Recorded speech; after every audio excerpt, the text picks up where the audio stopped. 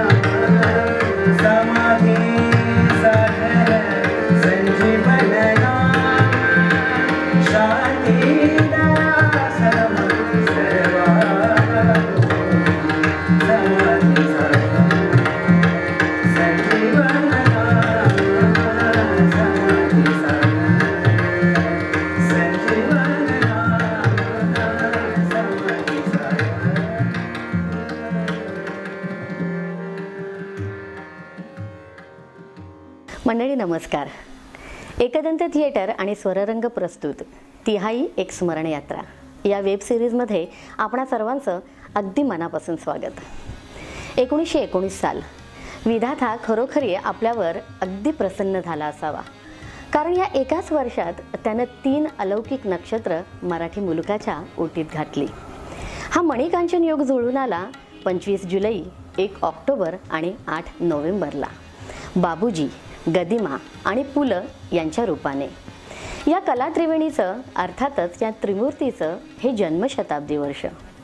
महाराष्ट्राच्या समग्र सांस्कृतिक जीवनास स्पर्श करणारा कलावंत, सर्वसामान्यांचा आवाज म्हणजे पद्मभूषण पुरुषोत्तम लक्ष्मण देशपांडे. स्वतःच्या मानसपूजेच्या पंचायनात चार्ली चॅप्लिन आणि रवींद्रनाथ टागोर यांची प्राणप्रतिष्ठा करणारा, मराठीवर विलक्षण प्रभुत्व असणारा महाराष्ट्राचा लाडका आणि महाराष्ट्राचं लाडकं व्यक्तिमत्व म्हणजेच पु ल देशपांडे. 1945च्या सुमारास त्या आसपास कोल्हापूरच्या संगीत मेळ्यात पु ल आणि गदिमा यांची गाठ पडली. स्नेह वाढत गेला.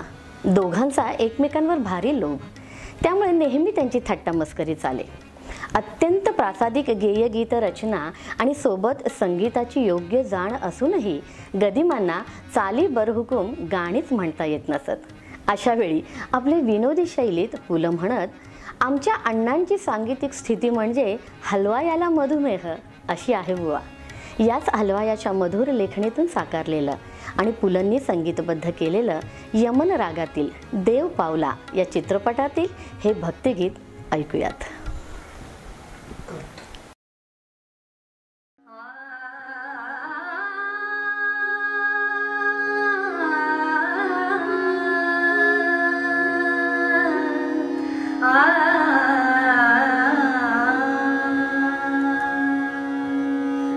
कबीराचे विणतो शेरे, कबीराचे विणतो शेरे, कौसल्यचा राम बाई, कौसल्यचा राम, कौसल्यचा राम बाई, कौसल्यचा राम, कबीराचे विणतो शेरे, कौसल्यचा राम बाई, कौसल्यचा राम, बाबड्याला मातासाठी देवगणी का, कौसल्यचा राम बाई, कौसल्यचा राम.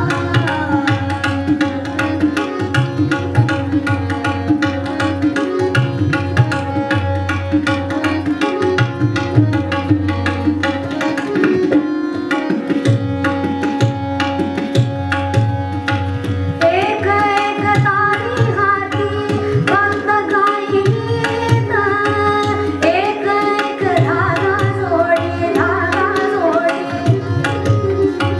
जानकी नाथ, जानकी नाथ, राजा घनश्याम, कौसल्यचा राम,